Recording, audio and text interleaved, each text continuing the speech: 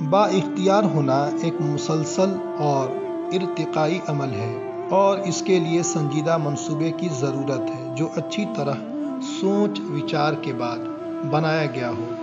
دنیا کی مختلف قومیں اپنے لیے منصوبے بناتی ہیں، ہم مسلمانوں کا جہاں تک تعلق ہے یہ ذرا مختلف ہے اور وسیع پیمانے پر دو حصوں میں تقسیم ہے۔ ایک منصوبہ وہ ہے جو ہمارے لیے ہمارے اللہ رب العزت نے بنایا ہے، یہ مستقل اور دائمی ہے، یعنی اس میں کسی طرح کی کوئی تبدیلی نہیں ہو سکتی ہے۔ نبی کریم صلی اللہ علیہ وسلم نے اپنی حیات طیبہ میں اس قانون الہی کو برت کر ہم لوگوں کے لیے قیامت تک کے لیے اسوہ قائم کر دیا ہے۔ اس جگہ ہمیں دوسری قوموں کو دیکھنے کی بجائے قرآنی گائیڈ لائن کے مطابق خود ڈھالنا ہوگا۔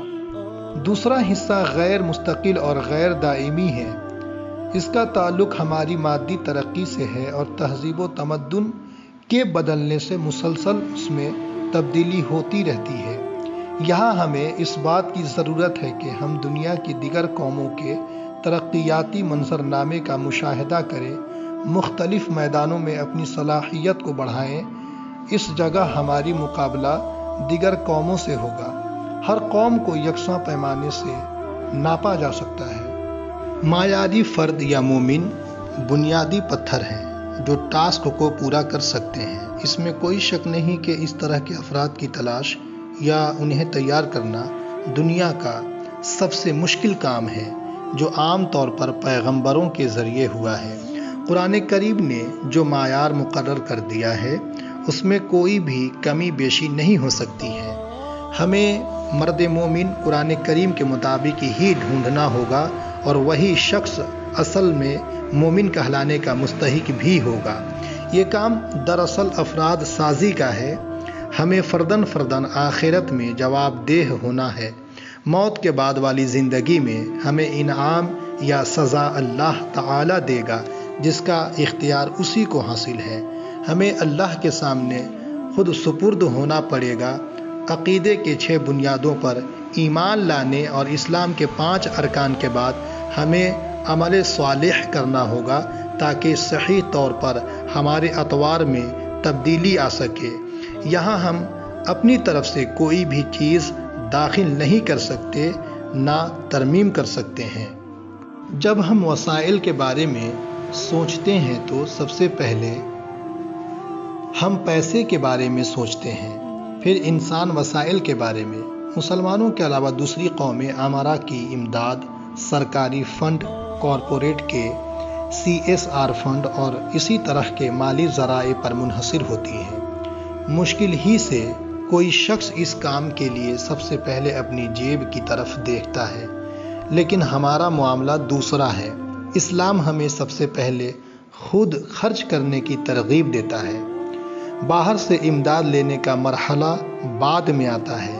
قرآن کریم نے نماز کے ساتھ ساتھ قریب 28 جگہوں پر اللہ کی راہ میں خرچ کرنے کا حکم دیا ہے۔ اسلام کے 5 ستون میں زکوٰۃ ہم پر فرض قرار دیا گیا ہے۔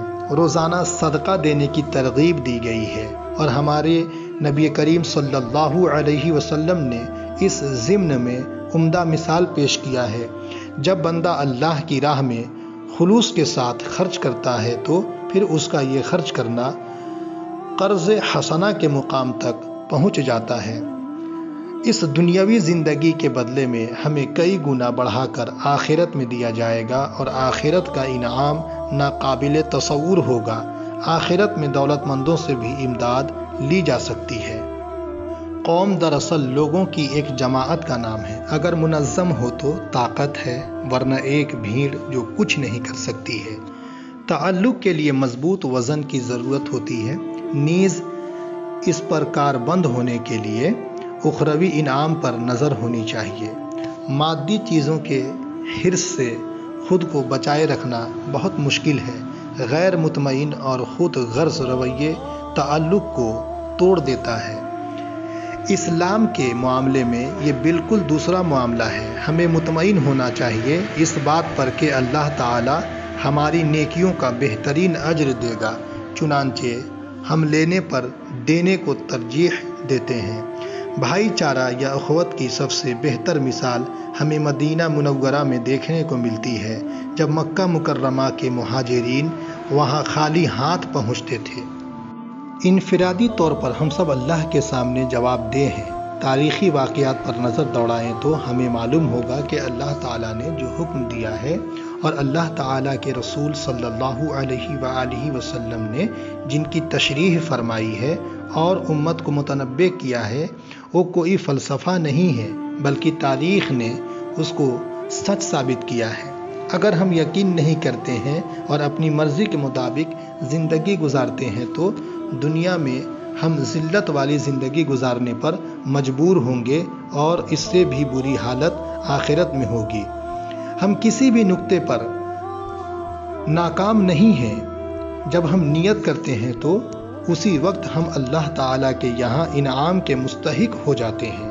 جو کچھ بھی ہم صحیح نیت کے ساتھ اللہ تعالیٰ کے لیے قربان کرتے ہیں، اس کو اللہ تعالیٰ بہت زیادہ بڑھا کر ہمیں واپس کرتا ہے، کیونکہ یہ اللہ کا وعدہ ہے۔ اس سفر میں ہر شخص کی اپنی ملکیت ہے۔ صحیح نیت کے ساتھ ہمیں پروگرام کو واضح کرنا ہوگا، اس کے اثرات پر یقین کرنا ہوگا اور دنیا و آخرت دونوں جگہ کامیاب ہونے کا اعتماد ہونا چاہیے۔ یہ سب سے بڑا سوال ہے۔ ہمارے سامنے کسی بھی کام میں دو طرح کی اسٹریٹجی ہوتی ہے۔ مختصر مدتی منصوبے کے ذریعے ہم اپنے فوری مسائل حل کر سکتے ہیں۔ مضبوط اور عبقری صلاحیت پیدا کرنے کے لیے ہمیں طویل المیہ و منصوبے کی ضرورت ہے۔